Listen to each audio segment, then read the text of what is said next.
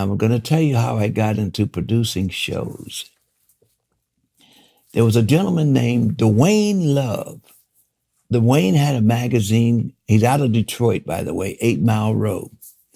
Dwayne had a magazine called Us Quarterly. So Dwayne came to me and he said, John, I hear that you're the man for the newsstand, etc. And I said, okay, yeah. I said, I can help you out, Dwayne. He said, but I want to get the name out there. I want to promote it and what have you. I said, all right, Dwayne, let's do this. Let's have a fashion show for the publication.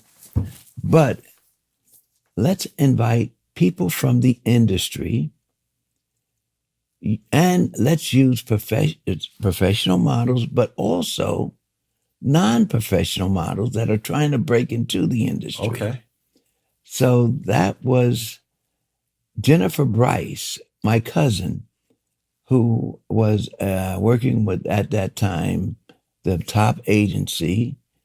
And she came out and coordinated and did the production for the show. She also invited some of the other models like Peggy Diller, Tookie Smith, and some of the other, the gentleman Quiet Fire, who was the top Black makeup artist in the country at that time. But we also had models from the local area come out, designers from the local area come out and do this show. Unfortunately, the magazine didn't make it, but the show was such a popular show. We had room, and at that time, I was doing dinners, okay? So we ordered 350 dinners. Wow. 600 people showed up. Wow. So I went back to the catering place. It was a place called Town and Campus. I asked them, I said to the banquet hall, could you get some extra dinners for me? Yeah, but they charged me double. Wow. That's why you don't see me doing dinners anymore at the show. Yeah. Okay. So I said, I lost on this one. Okay. But it was a wonderful show, and it went well. And people asked me, when are you going to do it?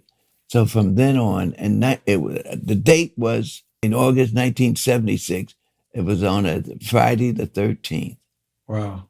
Okay. 1976. 1976 was my first show.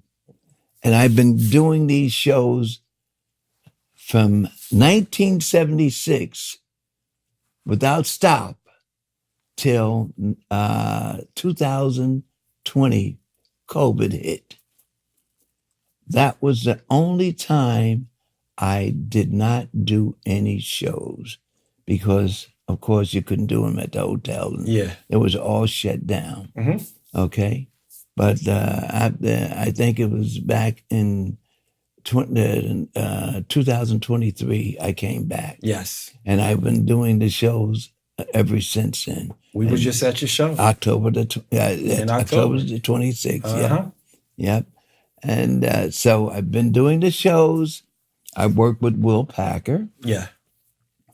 Will, when he first came to Atlanta from FAMU, he had a FAMU, and Bernard Bronner helped him financially, and I helped him promote that. Menage with Trois with Kenya Moore. That was his first movie. Okay. And Will has been going on with movies. In fact, as you know, Will Packer was the first Black to do the Oscars. Mm-hmm. All right, with the one that Chris Rock got smacked by. Yeah. Okay. And, some of the movies that he's done Think Like a Man, Straight Outta Compton, Ride Alone, The Girls' Night Out. I mean, and he had some TV shows he did. I was invited to a sitcom he just did, Fight Night, $1 Million Heist. Yes. he's never forgot what I did for him. When I want to talk about some of the publications. My first publications that I published myself was Hype Hair, Today's Black Woman, and Black Men's Magazine. Well, when Will asked me to help him out, I put him on the cover of Black Men.